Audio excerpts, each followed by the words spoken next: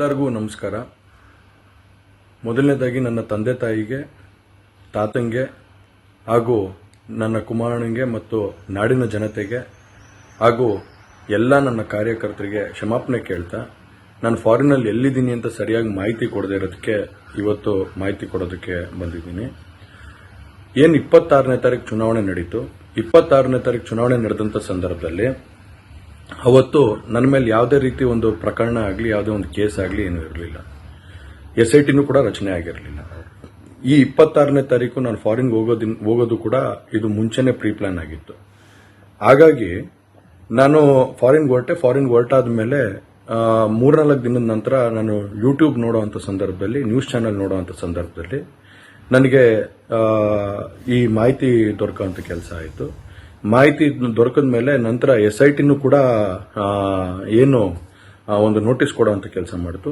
ಆ SIT ನೋಟಿಸ್ಗೂ ಕೂಡ ನಾನು ಎಕ್ಸ್ ಖಾತೆ ಮುಖಾಂತರ ಮತ್ತು ನನ್ನ ಲಾಯರ್ ಮುಖಾಂತರ ನಾನು 7 ದಿನ ಸಮಯ ಅವಕಾಶ ಕೇಳಿದ್ದೆ. 7 ದಿನ ಸಮಯ ಅವಕಾಶ ಕೇಳಿದ ಮೇಲೆ ಕೂಡ ಅದು ಮಾರನೇ ದಿನನೇ ಏನು ಕಾಂಗ್ರೆಸ್ಸಿನ ಹಿರಿಯ ನಾಯಕರಾದಂಥ ರಾಹುಲ್ ಗಾಂಧಿ ಅವರು ಮತ್ತು ಹಾಗೂ ಎಲ್ಲ ಹಿರಿಯ ನಾಯಕರುಗಳು ಏನು ಓಪನ್ ವೇದಿಕೆಗಳಲ್ಲಿ ಈ ಒಂದು ವಿಚಾರಗಳನ್ನ ಪ್ರಚಾರ ಮಾಡೋದಕ್ಕೆ ಪ್ರಾರಂಭ ಮಾಡಿದ್ರು, ಚರ್ಚೆ ಮಾಡೋದಕ್ಕೆ ಪ್ರಾರಂಭ ಮಾಡಿದ್ರು, ಒಂದು ರಾಜಕೀಯದ ಪಿತೂರಿ ಮಾಡುವಂಥ ಕೆಲಸನ ಮಾಡಿದ್ರು. ಇದೆಲ್ಲ ನೋಡಿದಂಥ ಸಂದರ್ಭದಲ್ಲಿ ನಾನು ಡಿಪ್ರೆಷನ್ಗೆ ಹೋಗುವಂಥ ಕೆಲಸ ಆಯಿತು, ಐಸೋಲೇಷನ್ಗೆ ಹೋಗುವಂಥ ಕೆಲಸ ಮಾಡಿಕೊಂಡೆ. ಹಾಗಾಗಿ ನಾನು ಮೊದಲನೇದಾಗಿ ನಿಮ್ಮೆಲ್ಲರನ್ನೂ ಕ್ಷಮಾಪಣೆ ಕೇಳಿದೆ, ದಯವಿಟ್ಟು ಕ್ಷಮಿಸಿ ಅಂತ ಕೇಳಿದೆ ನಾನು. ಅದಾದ ನಂತರ ಹಾಸನಲ್ಲೂ ಕೂಡ ಕೆಲವು ಶಕ್ತಿಗಳು ಎಲ್ಲ ಒಟ್ಟಿಗೆ ಸೇರ್ಕೊಂಡು ಇವತ್ತು ನನ್ನ ಮೇಲೆ ರಾಜಕೀಯದ ಒಂದು ಪಿತೂರಿ ಮಾಡುವಂಥ ಕೆಲಸ ಮಾಡುವಂಥದ್ದು ಇರ್ಬೋದು. ರಾಜಕೀಯವಾಗಿ ನಾನು ಏನು ಬೆಳೀತಾ ಇದ್ದೀನಿ, ನನ್ನ ಕುಗ್ಗಿಸ್ಬೇಕು ಅನ್ನೋ ಒಂದು ರೀತಿಯಲ್ಲಿ ಇವತ್ತು ಏನೇನೋ ಒಂದು ಪ್ರಕರಣಗಳಲ್ಲಿ ಅವರು ಎಲ್ಲರೂ ಕೂಡ ಒಂದು ಭಾಗಿಯಾಗುವಂಥ ಕೆಲಸಗಳನ್ನ ಮಾಡಿಕೊಂಡ್ರು. ಹಾಗಾಗಿ ಇವನ್ನೆಲ್ಲ ನೋಡಿದಂಥ ಸಂದರ್ಭದಲ್ಲಿ ಇದ್ದಿದ್ದು ಇನ್ನ ಒಂದು ಆಘಾತ ಆಗುವಂಥ ಕೆಲಸ ಆಗಿ ನಾನೇ ಒಂಚೂರು ದೂರ ಇದ್ದೆ. ಹಾಗಾಗಿ ಯಾರು ಕೂಡ ಇದ್ರ ಬಗ್ಗೆ ತಪ್ಪು ತಿಳಿಯೋದು ಬೇಡ. ನಾನೇ ಖುದ್ದಾಗಿ ಶುಕ್ರವಾರ ಏನು 31ನೇ ತಾರೀಕು 10 ಗಂಟೆಗೆ SIT ಮುಖಾಂತರ SIT ಮುಂದೆ ಬಂದು ನಾನು ಸಂಪೂರ್ಣ ಈ ಇನ್ವೆಸ್ಟಿಗೇಷನ್ಗೆ ಸಹಕಾರ ಕೊಡೋ ಮುಖಾಂತರ ನಾನು ಇದಕ್ಕೆ ಸರಿಯಾದ ರೀತಿಯಲ್ಲಿ ಉತ್ತರ ಕೊಡುವಂತ ಕೆಲಸನ ಮಾಡ್ತೀನಿ. ಹಾಗೆ ನ್ಯಾಯಾಲಯದ ಮೇಲೆ ನನಗೆ ನಂಬಿಕೆ ಇದೆ. ಖಂಡಿತವಾಗ್ಲೂ ಕೂಡ ನಾನು ಈ ಒಂದು ಏನು ಸುಳ್ಳಿನ ಪ್ರಕರಣಗಳಿದಾವೆ, ಈ ಸುಳ್ಳು ಪ್ರಕರಣದಿಂದ ಆಚೆ ಬರುವಂತ ಕೆಲಸನ ನ್ಯಾಯಾಲಯದ ಮುಖಾಂತರನೇ ಮಾಡ್ಕೋತೀನಿ ಅನ್ನೋ ಒಂದು ನಂಬಿಕೆ ನನ್ನಲ್ಲಿ ಏನಿದೆ. ಹಾಗೂ ದೇವರ ಆಶೀರ್ವಾದ ಮತ್ತು ಜನರ ಆಶೀರ್ವಾದ, ನನ್ನ ಕುಟುಂಬದ ಆಶೀರ್ವಾದ ನನ್ನ ಮೇಲೆ ಇರಲಿ. ಖಂಡಿತವಾಗ್ಲೂ ನಾನು ಈ 31ನೇ ತಾರೀಕು ಶುಕ್ರವಾರ ನಾನು SIT ಮುಂದೆ ಬರ್ತೀನಿ. ಬಂದ ನಂತರ ನಾನು ಇದಕ್ಕೆಲ್ಲದಕ್ಕೂ ಕೂಡ ಈ ಒಂದು ಇದಕ್ಕೆ ತಡೆ ಹೇಳುವಂತ ಕೆಲಸನ ಮಾಡ್ತೀನಿ. ನನ್ನ ಮೇಲೆ ನಂಬಿಕೆ ಇರಲಿ ಅಂತ ಹೇಳಿ ನಿಮ್ನೆಲ್ಲರನ್ನೂ ಕೋರ್ತಾ ನಾನು ಧನ್ಯವಾದ ಹೇಳಕ್ಕೆ ಇಷ್ಟಪಡ್ತೀನಿ. ಧನ್ಯವಾದ. ಮತ್ತಷ್ಟು ಡೀಟೇಲ್ಸ್ ನಮ್ಮ ಪ್ರತಿನಿಧಿ ಸಂದೇಶ್ ನೀಡ್ತಾ ಹೋಗ್ತಾರೆ. ಸಂದೇಶ್, ನಾನೇನು ಓಡ್ ಹೋಗಿರ್ಲಿಲ್ಲ, ಪ್ರೀ ಪ್ಲಾನ್ಡ್ ಟ್ರಿಪ್ ಇತ್ತು, ಹಾಗಾಗಿ ನಾನು ಹೋಗಿದ್ದೆ ಅನ್ನುವಂತಹ ಕ್ಲಾರಿಟಿ ಪ್ರಜ್ವಲ್ ರೇವಣ್ಣ ಅವ್ರು ಕೊಟ್ಟಿರೋದು. ಬಟ್ ಕೊನೆಗೆ ಅವ್ರು ಮತ್ತೊಂದು ವಿಚಾರವನ್ನ ಬಹಳ ಸ್ಪಷ್ಟವಾಗಿ ಹೇಳ್ತಾರೆ. ನನ್ನ ವಿರುದ್ಧ ದಾಖಲಾಗಿರುವಂತಹ ಸುಳ್ಳು ಆರೋಪಗಳಿಂದ ಕೋರ್ಟ್ ಮೂಲಕನೇ ನಾನು ಹೊರಗಡೆ ಬರ್ತೀನಿ ಅಂತ ಹೇಳಿ. ಅಲ್ಲಿಗೆ ಅವರ ಸ್ಟ್ಯಾಂಡ್ ಏನಿದೆ ಅನ್ನೋದು ಕ್ಲಿಯರ್.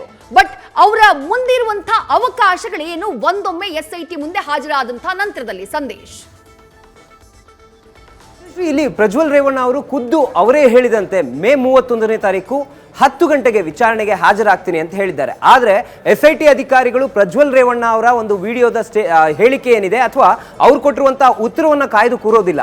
ಯಾಕಂದ್ರೆ ಈಗಾಗಲೇ ಪ್ರಜ್ವಲ್ ರೇವಣ್ಣ ಅವರ ವಿಡಿಯೋ ರಿಲೀಸ್ ಆಗಿರೋದ್ರಿಂದ ಆ ವಿಡಿಯೋದ ಹಿನ್ನೆಲೆನ ಅಥವಾ ಅದರ ಒಂದು ಬೇಸ್ ಅನ್ನ ಫೈಂಡ್ ಔಟ್ ಮಾಡೋದಕ್ಕೆ ಮುಂದಾಗ್ತಾರೆ. ಅಂದ್ರೆ ಎಲ್ಲಿಂದ ಈ ವಿಡಿಯೋ ಆಗಿದೆ, ಜೊತೆಗೆ ಸದ್ಯಕ್ಕೆ ಪ್ರಜ್ವಲ್ ರೇವಣ್ಣ ಅವರು ಎಲ್ಲಿದ್ದಾರೆ ಅನ್ನೋದಕ್ಕೆ ಸಂಬಂಧಪಟ್ಟಂತೆ ಅವರು ಕೂಡ ಕಂಪ್ಲೀಟ್ ಆದ ಮಾಹಿತಿಯನ್ನು ಪಡೆಯೋದಕ್ಕೆ ಶುರು ಮಾಡ್ತಾರೆ. ಜೊತೆಗೆ ಇಲ್ಲಿ 2 ಆಪ್ಷನ್ಸ್ಗಳಿದಾವೆ. ಅಂದ್ರೆ ನೇರವಾಗಿ ವಿದೇಶದಲ್ಲಿ ಯಾವ ದೇಶದಲ್ಲಿದ್ದಾರೆ ಅಥವಾ ಯಾವ ಏರ್ಪೋರ್ಟ್ಗೆ ಅವರು ಬರ್ತಾರೆ ಅಂತ ನೋಡಿ ಅಲ್ಲಿ ವರ್ಕಿಂಗ್ ಪಾಸ್ಪೋರ್ಟ್ ಮೇಲೆ ಹೋಗಿ ಅಲ್ಲೂ ಕೂಡ ಅರೆಸ್ಟ್ ಮಾಡಿ ಅವರನ್ನ ಕರೆತರಬಹುದು. ಯಾಕಂದ್ರೆ ಬ್ಲೂ ಕಾರ್ನರ್ ನೋಟಿಸ್ ಹೊರಡಿಸಿರೋದ್ರಿಂದ ಆ ಬ್ಲೂ ಕಾರ್ನರ್ ನೋಟಿಸ್ಗೆ ಸಂಬಂಧಪಟ್ಟಂತೆ ಇಮಿಗ್ರೇಷನ್ಗೆ ಬರ್ತಾರೆ ಅಥವಾ ಟಿಕೆಟ್ಸ್ ಬುಕ್ ಆಗಿದೆ ಅಂತ ಗೊತ್ತಾದ್ರೆ ಅದಾದ ಬಳಿಕ ಅಲ್ಲಿನ ಇಮಿಗ್ರೇಷನ್ ಆಫೀಸರ್ಸ್ ಮಾಹಿತಿಯನ್ನು ಕೊಡ್ತಾರೆ. ಆ ಮಾಹಿತಿಯನ್ನು ಆಧರಿಸಿ ಇವರು ಕೂಡ ಹೋಗಿ ವರ್ಕಿಂಗ್ ಪಾಸ್ಪೋರ್ಟ್ ನ ಮೇಲೆ ಅಲ್ಲಿ ಹೋಗಿ ಅವರನ್ನ ಕರೆತರಬಹುದು.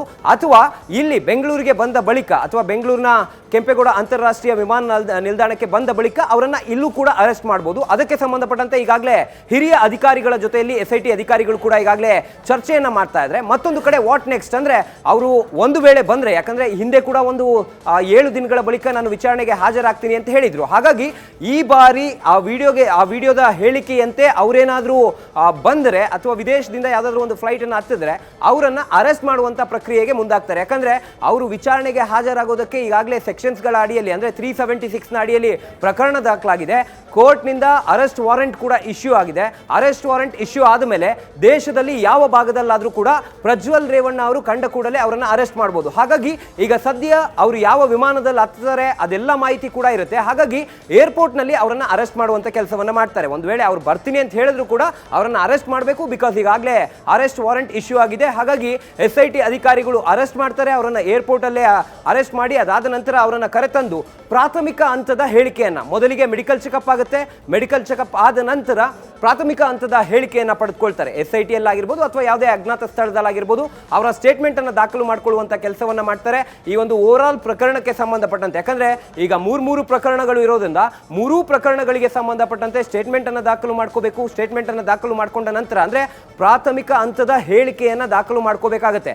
ಅವೆಲ್ಲವನ್ನು ಕೂಡ ರಿಮ್ಯಾಂಡ್ ಅರ್ಜಿಯಲ್ಲಿ ಅಂದ್ರೆ 3 ಪ್ರಕರಣಕ್ಕೆ ಸಂಬಂಧಪಟ್ಟಂತೆ 3 ರಿಮ್ಯಾಂಡ್ ಅರ್ಜಿಗಳಲ್ಲಿ ನ್ಯಾಯಾಲಯಕ್ಕೆ ಮನವಿಯನ್ನ ಮಾಡ್ತಾರೆ. ಅಂದ್ರೆ ಯಾವ ಕಾರಣಕ್ಕೆ ಇವರು ನಮಗೆ ಮತ್ತೆ ಪೊಲೀಸ್ ಕಸ್ಟಡಿಗೆ ಬೇಕು ಅನ್ನೋದನ್ನ ಮೆನ್ಷನ್ ಮಾಡಬೇಕಾಗುತ್ತೆ. ಹಾಗಾಗಿ ಅಲ್ಲಿ ಮೆನ್ಷನ್ ಮಾಡುವಂತ ಕೆಲಸವನ್ನ ಮಾಡಲಾಗುತ್ತೆ. ಅಂದ್ರೆ ಯಾವ ಕಾರಣಗಳಿಗೆ ಬೇಕು. ಈಗಾಗಲೇ 3 ಪ್ರಕರಣಗಳು ದಾಖಲಾಗಿದೆ.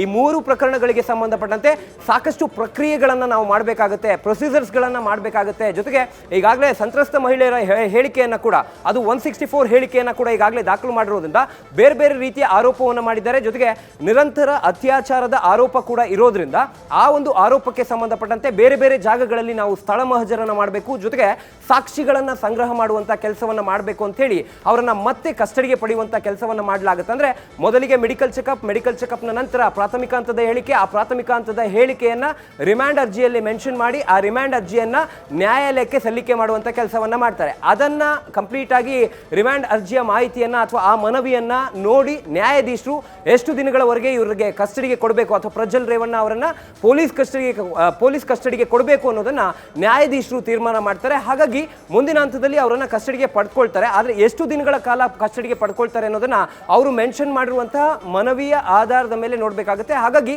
ಈಗ ಸದ್ಯ ಆ ಒಂದು ಕಸ್ಟಡಿಗೆ ಪಡೆದುಕೊಂಡು ನಂತರ ಅಂದ್ರೆ ನ್ಯಾಯಾಧೀಶರಿಂದ ಕಸ್ಟಡಿಗೆ ಕೊಟ್ಟ ನಂತರ 3 ಪ್ರಕರಣಗಳಿಗೆ ಸಂಬಂಧಪಟ್ಟಂತೆ ಮಹಜರನ್ನ ಮಾಡಬೇಕಾಗುತ್ತೆ. ಅಂದ್ರೆ ಒಂದೊಂದು ಸ್ಥಳಗಳಿಗೂ ಕೂಡ ಹೋಗಿ ಅಲ್ಲಿ ಸ್ಥಳ ಮಹಜರನ್ನ ಮಾಡಬೇಕಾಗುತ್ತೆ. ಸ್ಥಳ ಮಹಜರು ಮಾಡುವಂತ ಸಂದರ್ಭದಲ್ಲಿ ಹೇಳಿಕೆಯನ್ನ ಕೂಡ ದಾಖಲು ಮಾಡ್ಕೊಳ್ತಾರೆ. ಜೊತೆಗೆ ಅಲ್ಲಿ ಯಾವುದಾದ್ರೂ ಸಬ್ಸ್ಟೆನ್ಸಸ್ಗಳು ಲಭ್ಯವಾಗುತ್ತಾ, ಯಾಕಂದ್ರೆ ಬಹಳ ದಿನಗಳಾಗಿರೋದ್ರಿಂದ, ಈ ಘಟನೆ ನಡೆದು ಬಹಳ ದಿನಗಳಾಗಿರೋದ್ರಿಂದ ಅಲ್ಲಿ ಯಾವುದೇ ರೀತಿಯ ಮೈನ್ಯೂಟ್ ಸಬ್ಸ್ಟೆನ್ಸಸ್ಗಳು ಪತ್ತೆ ಆಗ್ತಾವ ಅಥವಾ ಅಲ್ಲಿ ಯಾವುದೇ ರೀತಿಯ ಡಿಜಿಟಲ್ ಎವಿಡೆನ್ಸ್, ಲೈವ್ ಎವಿಡೆನ್ಸ್ ಈ ರೀತಿಯಲ್ಲಿ ಯಾವ್ದಾದ್ರು ಪತ್ತೆ ಆಗುತ್ತಾ ಅಥವಾ ಪ್ರಜ್ವಲ್ ರೇವಣ್ಣ ಅವರ ವಿಚಾರಣಾ ಸಂದರ್ಭದಲ್ಲಿ ಅಥವಾ ವಿಚಾರಣೆ ಸಂದರ್ಭದಲ್ಲಿ ಬೇರೆ ಯಾವುದಾದ್ರೂ ಮಾಹಿತಿ ಲಭ್ಯವಾಗಿ ಅದಕ್ಕೆ ಸಂಬಂಧಪಟ್ಟ ಸಾಕ್ಷಿಗಳು ಲಭ್ಯವಾಗುತ್ತಾ, ಇವೆಲ್ಲವನ್ನು ಕೂಡ ವಿಚಾರಣೆ ಮಾಡ್ತಾ ಹೋಗ್ತಾರೆ. ಜೊತೆಗೆ ಈಗಾಗಲೇ ಮೊಬೈಲ್ ಅನ್ನ, ಪ್ರಮುಖವಾಗಿರುವಂತದ್ದು ಆ ವಿಡಿಯೋಗ್ರಫಿ ಅಂದ್ರೆ ಹಾಸನದ ಅಶ್ಲೀಲ ವಿಡಿಯೋ ಹಂಚಿಕೆ ಪ್ರಕರಣ ಏನಿದೆ ಆ ಪ್ರಕರಣಕ್ಕೆ ಸಂಬಂಧಪಟ್ಟಂತೆ ಕೂಡ ತನಿಖೆಯನ್ನು ಚುರುಕುಗೊಳಿಸಬೇಕಾಗುತ್ತೆ. ಯಾಕಂದ್ರೆ ಖುದ್ದು ಪ್ರಜ್ವಲ್ ರೇವಣ್ಣ ಅವರೇ ಆ ವಿಡಿಯೋವನ್ನ ಮಾಡಿದ್ದಾರೆ ಅನ್ನೋ ಒಂದು ಆರೋಪ ಏನಿದೆ ಆ ಆರೋಪಕ್ಕೆ ಸಂಬಂಧಪಟ್ಟಂತೆ ಮೂಲ ಸಾಧನವನ್ನ ರಿಕವರಿ ಮಾಡಬೇಕಾಗುತ್ತೆ. ಅಂದ್ರೆ ಯಾವ ಮೊಬೈಲ್ ನಿಂದ ಅವರು ಆ ವಿಡಿಯೋವನ್ನ ಮಾಡಿದ್ದಾರೆ ಆ ಒಂದು ಮೂಲ ಸಾಧನ ಅಥವಾ ಯಾವ ಮೊಬೈಲ್ನಿಂದ ಅವ್ರು ಶೂಟ್ ಮಾಡಿದ್ದಾರೆ ಆ ಒಂದು ಮದರ್ ಡಿವೈಸ್ ಏನಿರುತ್ತೆ ಆ ಮದರ್ ಡಿವೈಸ್ ಅನ್ನ ವಶಕ್ಕೆ ಪಡಿಬೇಕಾಗುತ್ತೆ. ವಶಕ್ಕೆ ಪಡೆದ ನಂತರ ಅದನ್ನ FSLಗೆ ರವಾನೆ ಮಾಡಬೇಕಾಗುತ್ತೆ. ಹಾಗಾಗಿ ಟೆಕ್ನಿಕಲ್ ಆಗಿ ಸಾಕಷ್ಟು ಕೆಲಸಗಳಿದಾವೆ. ಆದ್ರೆ ಪ್ರಜ್ವಲ್ ರೇವಣ್ಣ ಅವರನ್ನ ವಿಚಾರಣೆ ಮಾಡುವಂತ ಸಂದರ್ಭದಲ್ಲಿ ಈ ಎಲ್ಲ ಆಸ್ಪೆಕ್ಟ್ಸ್ ಅನ್ನ ಇಟ್ಕೊಂತಾರೆ. ಅಂದ್ರೆ ಒಂದು ಪ್ರಮುಖವಾಗಿರುವಂತದ್ದು ಆ ಮೊಬೈಲ್ ಅನ್ನ ವಶಕ್ಕೆ ಪಡೆಯುವಂತದ್ದು.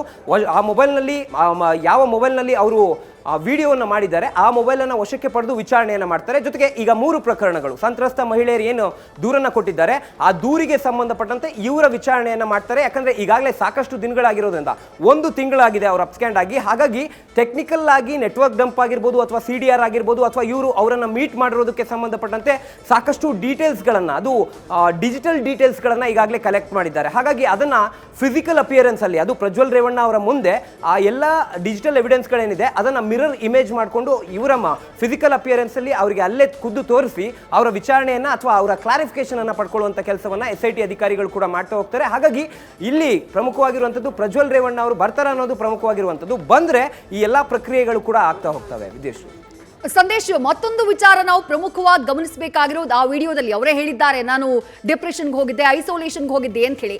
ನಾವು ಅವರನ್ನ ನೋಡಿದ್ದು ವೋಟ್ ಹಾಕೋಕೆ ಬಂದಂಥ ದಿನ.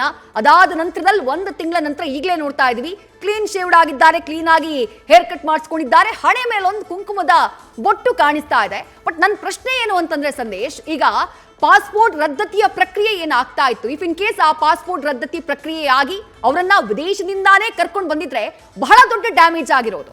ಆದ್ರೆ ಈಗ ಖುದ್ದು ಪ್ರಜ್ವಲ್ ರೇವಣ್ಣ ಅವರೇ ಆಗಮಿಸ್ತಾ ಇರೋದ್ರಿಂದ ಆ ಡ್ಯಾಮೇಜ್ ಸ್ವಲ್ಪ ಮಟ್ಟಿಗೆ ಕಮ್ಮಿ ಆಗಬಹುದು ಅಂತ ಅನ್ಸುತ್ತಾ, ಹೇಗೆ ಅಂತ ಹೇಳಿ?